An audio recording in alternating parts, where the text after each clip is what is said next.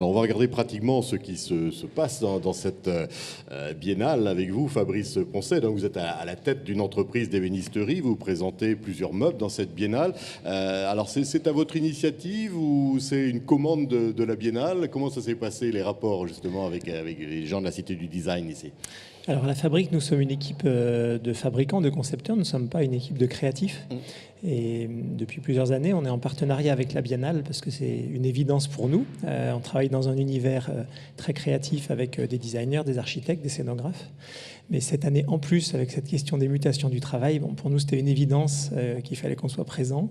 On l'est sous diverses formes, en divers lieux, avec des partenariats. Alors, on a l'impression que l'ébénisterie, c'est le travail comme on l'imagine, un beau travail d'orfèvre sur le bois, etc. Donc, un travail immuable qui traverse les siècles, justement. Et pourquoi la mutation du travail vous intéresse? Parce que là aussi, ça bouge.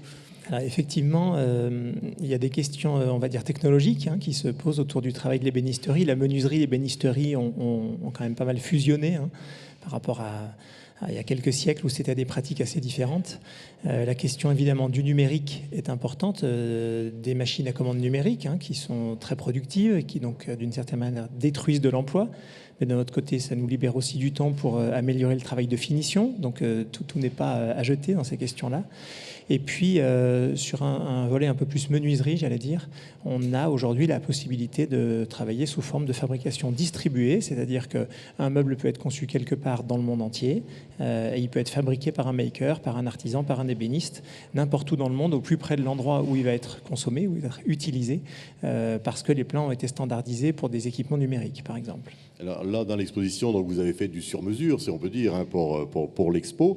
Et Catherine Gell, justement, qui est commissaire d'exposition du bureau générique, là où vous exposez un de vos bureaux, elle était sur un projet pour 1000 salariés, c'est-à-dire 1000 bureaux, en gros. De passer du bureau générique au bureau comme ça, multiplié par 1000, pour vous, ça vous demande un management différent. Enfin, est-ce que vous souhaitez ça, que vos créations soient multipliées par 1000, par 10 000, par 100 000? Alors on a bientôt 3 champs d'action à la fabrique. Le premier, c'est celui des projets. Et à ce moment-là, on fait un projet où chaque meuble, chaque installation, chaque agencement est différent du précédent et du suivant.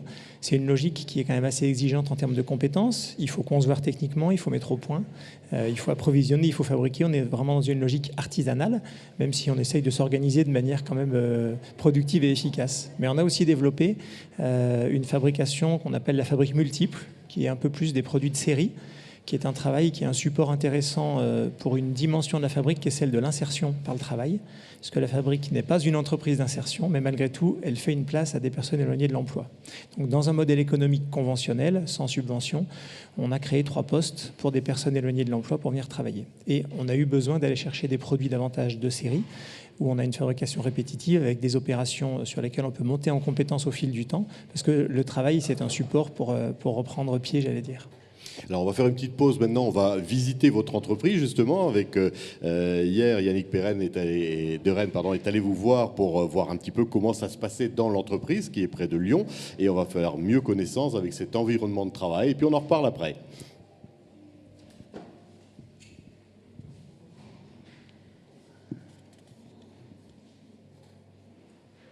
Alors l'aventure a commencé en 2008. L'origine de la fabrique, c'est un peu la question de l'utilité sociale. Voilà. Comment chacun peut être le plus utile à la société. Et moi, j'ai conclu que je pouvais créer et puis animer une entreprise dans les métiers de la fabrication de 20 à 25 personnes. Et c'est ce qu'on a fait avec mon associé Nicolas. Alors on se base sur trois convictions qui sont fortes pour nous. La première, c'est que l'entreprise a un rôle à tenir dans la société et qu'à ce titre-là, on cherche à faire une place à des personnes éloignées de l'emploi. Le deuxième sujet qui est important pour nous, il est autour des questions environnementales. On est dans des métiers qui peuvent générer des pollutions de l'air intérieur. Il y a des questions d'origine des bois, le traitement des déchets, l'origine de l'énergie qu'on utilise. Donc on a plein de questions sur lesquelles on essaye de cheminer vers des meilleures solutions. Et puis le troisième sujet qui est un peu plus informel, c'est celui du beau. On croit que le beau nous fait grandir, nous rend plus humains. Et donc on s'efforce de faire des belles choses. Mais le cœur de notre fonctionnement, c'est un couple de réunions. Voilà, la première, c'est le conseil d'entreprise. Donc, on réunit tous les salariés Et c'est un lieu à la fois d'information sur l'ensemble de la vie de la société, c'est aussi un lieu de concertation. Nous, en tant que gérants, notre mission, c'est de construire une vision pour la fabrique. Et pour ça, on a besoin d'être dans le dialogue avec les salariés pour construire une entreprise que les salariés ont envie d'habiter, finalement. Et puis, c'est aussi un lieu de décision, puisqu'un certain nombre de décisions sont prises de manière collective, sous forme de vote. Et dans certains cas, nous, on est même sur un vote dit souverain et on se range à l'avis des salariés, même si ce n'était pas forcément notre première hypothèse. Donc en alternance avec le conseil d'entreprise, qui a lieu toutes les 6 semaines, il y a toutes les 3 semaines un open café, qui est une réunion uniquement des salariés, sans les gérants. Et j'aimerais bien savoir ce qui s'y passe, mais on a quand même des informations sur le sujet. L'objectif, c'est de construire des choses intéressantes et positives pour la fabrique et pour la manière de travailler ensemble. Donc aujourd'hui, on a cette forme, conseil d'entreprise, open café, qui est notamment animé par 5 référents au lieu d'un délégué du personnel. C'est la forme qu'on a aujourd'hui, ce ne sera probablement pas la forme de demain et ce n'est pas la forme qu'on a eue quand on était 5. On envisage aujourd'hui de se développer davantage sous forme de ce qu'on appelle un archipel. Ce qui est important au niveau de l'archipel, c'est qu'on a défini 3 cercles, 3 dimensions. Le premier sujet, c'est celui de la fabrication. Le deuxième, c'est celui de la création artistique sous différentes formes. Et le troisième, c'est celui de la solidarité. Et donc, peuvent rentrer dans l'archipel et venir travailler dans l'archipel des entreprises qui sont dans l'un ou l'autre de ces champs. L'idéal étant qu'elles soient dans les 3, évidemment, parce qu'on pense que de cette manière-là, il y a une richesse, il y a des choses à croiser. Voilà, donc, on vous a entendu parler donc, effectivement des 3 domaines de l'entreprise. On va s'intéresser plus à celui du design maintenant. Comment ça se passe les relations justement avec la Cité du Design ici? Vous attendez quand on vous donne des projets, vous attendez des choses venant d'ici? Comment se fait le travail entre l'entreprise et la Cité? Alors, il nous arrive de collaborer, mais la Cité, de mon point de vue, a davantage un rôle de mobilisation, de prospection, de prospective et d'éducation pour intégrer la question du design très en amont et de mon point de vue en tant qu'entrepreneur dans la conception économique même de l'entreprise. Alors, on connaît assez bien Bernard Rébier de Fermob, qui a fait le choix quand même de mettre la création de design très en amont dans ses projets. Et on voit que ça lui a bien réussi. Et je crois que c'est un axe économique qui est assez important. Et on le voit aussi dans les expositions avec tout ce qui est présenté sur la région Rhône-Alpes. Auvergne-Rhône-Alpes, pardon. Olivier Péricot, j'ai envie de vous demander justement, parce que vous êtes directeur du pôle recherche ici de la Cité du Design, justement, comment ça se passe avec les entreprises? Est-ce que vous avez des relations fréquentes? Est-ce que les entreprises sont demandeurs de recherche sur le design justement pour les produits à venir? Oui, tout à fait. Les entreprises font de la recherche et pour certaines d'entre elles ont besoin de s'appuyer sur un pôle de recherche en design. Nous, on travaille avec de grands groupes en général, puisque la recherche, c'est quand même quelque chose qui est assez lourd en termes de temps et en termes d'investissement. Il nous arrive parfois de travailler avec des associations, avec des structures plus légères qui sont souvent rattachées au territoire, où là, on va travailler un petit peu différemment. On va faire plutôt des expérimentations directement.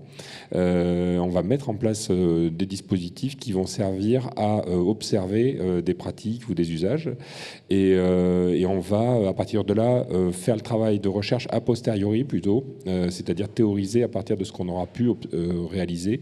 Et bien souvent avec des petites structures, il y a plus une urgence et donc on va essayer de réagir à l'urgence en concevant directement des pièces et en les mettant en service. Et par contre, voilà, donc de l'autre côté, c'est plutôt de la recherche avec des grands groupes où là, on va construire une recherche qui va durer dans le temps, qui va passer par plusieurs étapes, des observations, de l'acculturation, etc.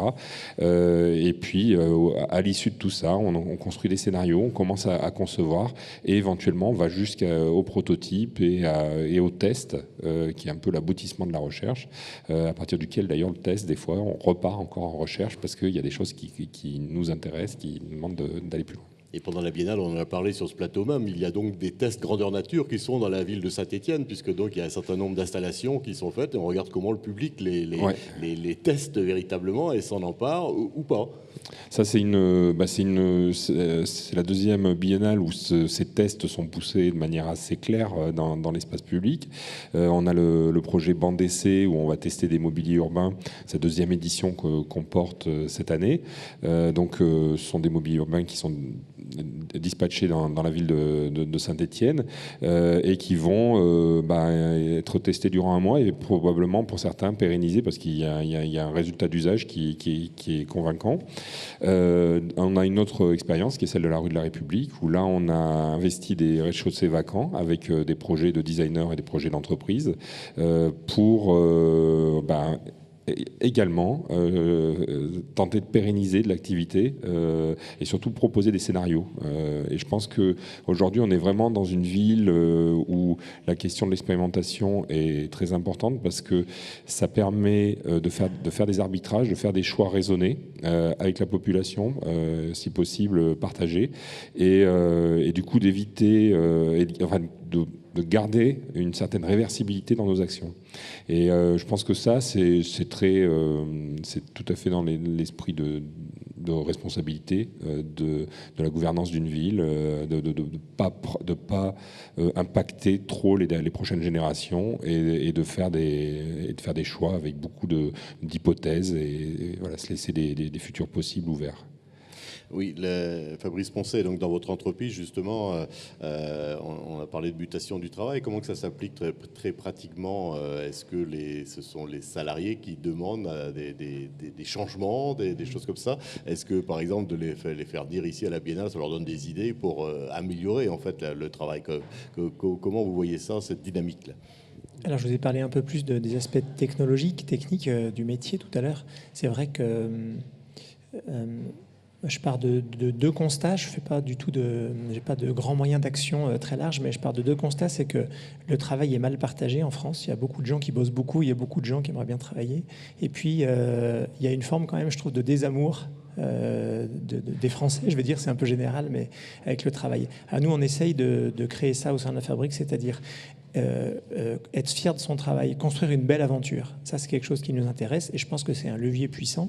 Alors, c'est pas très opérationnel ce que je vous dis, mais il y avait des éléments dans le film. Mais construire une belle aventure, être fier de son travail, pour nous, il y a des éléments qui sont faciles parce qu'on fabrique des belles choses qui ont été dessinées par des designers qui ont bien travaillé et nos ébénistes sont de talent. Donc, le support est plus facile.